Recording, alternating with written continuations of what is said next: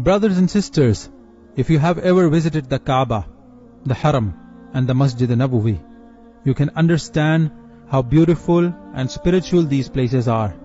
We feel emotional and connected and indifferent to worldly matters when we go there. Let's talk about the miracles that happened when these holy places were rebuilt and redesigned.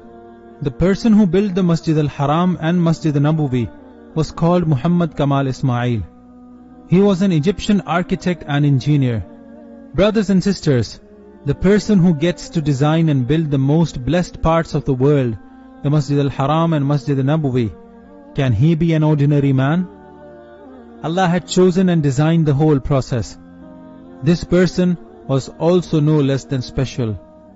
Dr. Kamal Ismail was the youngest one to graduate from high school in Egypt, and then he became the youngest person ever to graduate from the Royal School of Engineering. He was then sent to Europe to receive multiple doctorates in Islamic architecture. He was the first person to take over the control of the whole design and rebuilding of the Haramain Sharifain. Despite his excellence and degrees and experience, he refused to take even a single penny for completing this lengthy, difficult task. Dr. Kamal Ismail said that why would he take worldly returns for designing the most sacred parts of the world? How would he answer back to his Allah? His whole life is an embodiment of Iman and faith. He had a small personal life, and that is why he would spend most of his time in worship and ibadat. No doubt, Allah had chosen this person. He was over the age of 80 when he signed the contract of designing and rebuilding the Haram and Masjid Nabawi. And after that, he spent his years working for the sacred places without any media coverage or spotlight.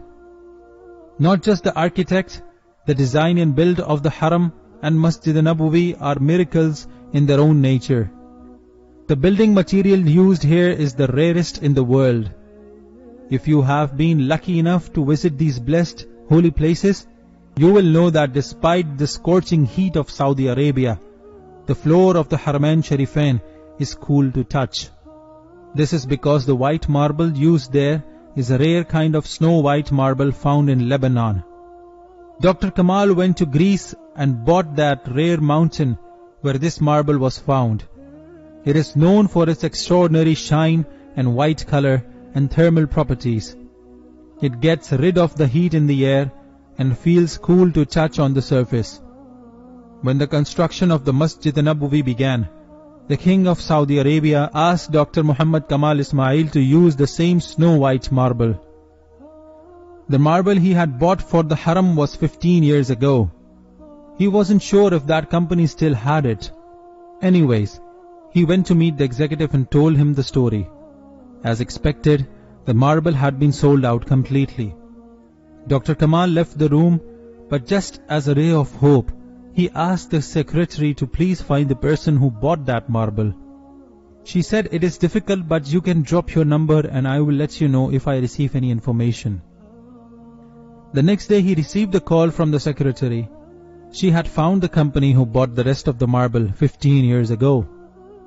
When he looked at the details she sent, Dr. Kamal was astonished. The company was based in Saudi. He immediately took his flight, landed in Saudi Arabia, and went to meet the owner of the company. He told the whole story. The owner of the company asked his staff to check where they used that marble.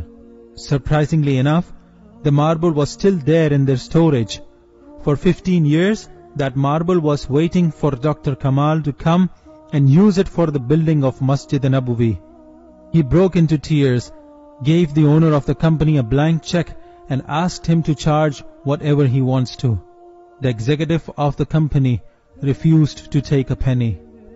Brothers and sisters, we are talking about the Masjid Nabawi, the mosque that Rasulullah Hazrat Muhammad sallallahu alaihi wasallam built with his own hands. This was the place which his she-camel chose, and this is the masjid in which the Khalifa Rashidin, Hazrat Abu Bakr and Hazrat Umar radiyallahu ta'ala anhuma put the bricks side by side, equal to the Prophet's brick.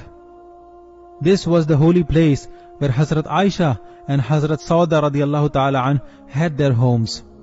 How lucky some chosen people have been to contribute to the reconstruction of this holy place, where the hearts of the Muslims from all over the world come together, where thousands of Muslims come every year to rejuvenate their iman and faith, and get rid of their sins and connect with Allah and His Prophet ﷺ.